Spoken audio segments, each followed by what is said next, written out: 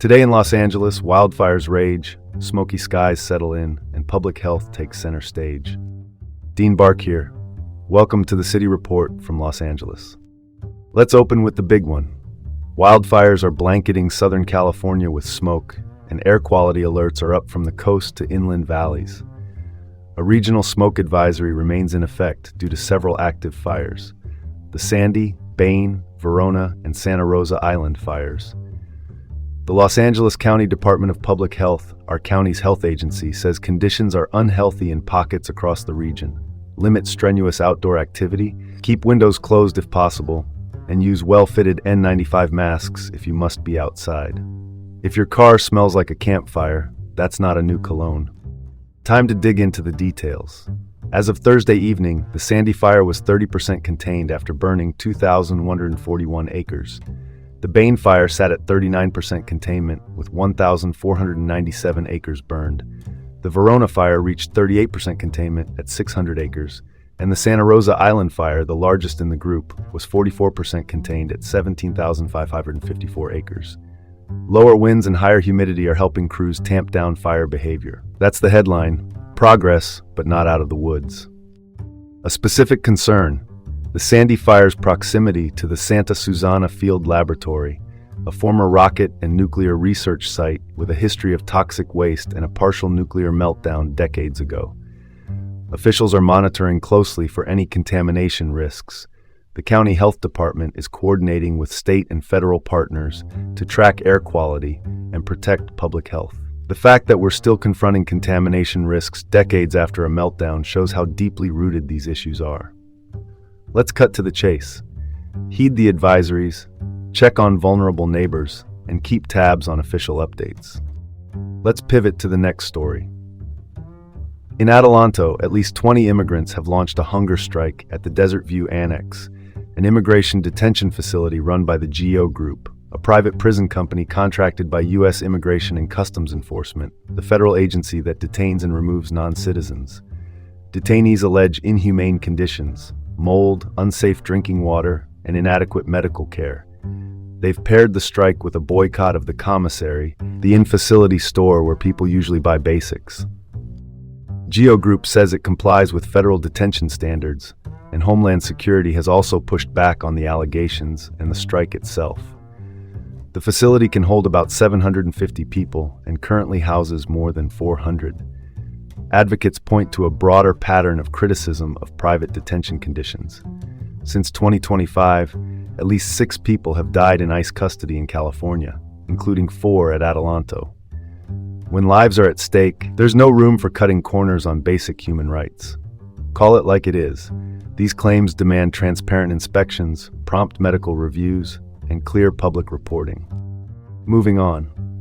Near MacArthur Park, a busy stretch just west of downtown, federal prosecutors have charged 42-year-old Christopher Barrett Johnson with possession with intent to distribute fentanyl. Johnson is a former employee of PATH, that's People Assisting the Homeless, a nonprofit that provides interim and permanent housing services. Police say they stopped his BMW on May 5th and found fentanyl, methamphetamine, and a digital scale. More fentanyl was allegedly stashed inside a dish soap container. A dish soap bottle should clean up messes, not create them. Johnson told officers the drugs belonged to a woman who goes by Red. That claim is disputed. PATH says his employment ended last September and notes it doesn't currently operate in the MacArthur Park area. This case lands amid a wider law enforcement focus in the neighborhood. On May 6th, agents ran an operation along Alvarado Avenue targeting drug activity. The larger picture is stubborn. Drug markets exploit vulnerable communities, and debates over harm reduction, like distributing clean needles, remain contentious even as proponents say such steps reduce disease spread. The use of everyday items to hide drugs shows just how pervasive and insidious this problem is. Shifting gears. The Los Angeles Unified School District has approved layoffs affecting more than 1,000 employees as part of a plan to cut about $3.6 billion over the next 3 years. Drivers include declining enrollment, the expiration of COVID relief funds, and inflation. The board vote was 5-2.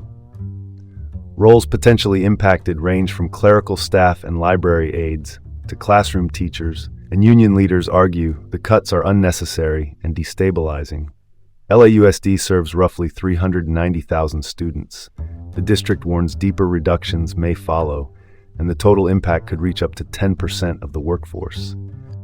District leaders frame the move as fiscal triage to keep the books balanced long-term. Unions counter that students and staff are being asked to pay for structural problems and years of underinvestment. Both can be true. The consequences, land in classrooms and sacrificing education for budgetary reasons, is a short-term fix with long-term costs. Balancing the books by erasing people is a math trick with a human cost.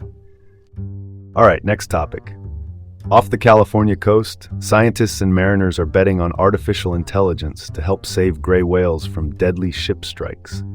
The system, developed by WhaleSpotter, the team behind a new AI-powered detection platform, uses FLIR thermal cameras, infrared devices that detect heat signatures, to find whales in real time.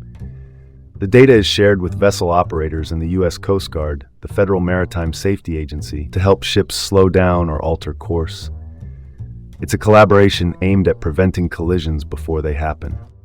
Why now? Climate change is shifting the Arctic food chain, pushing gray whales into new feeding patterns and increasingly into busy waterways like San Francisco Bay. Ship strikes have climbed and the gray whale population has fallen by about half since 2016. If an algorithm can spot a whale faster than a ship's bow, let it. Using technology to bridge the gap between conservation and industry is a win-win, provided the alerts are fast, reliable, and widely adopted. Let's keep this train moving. The ocean gets a little safer when everyone rows in the same direction.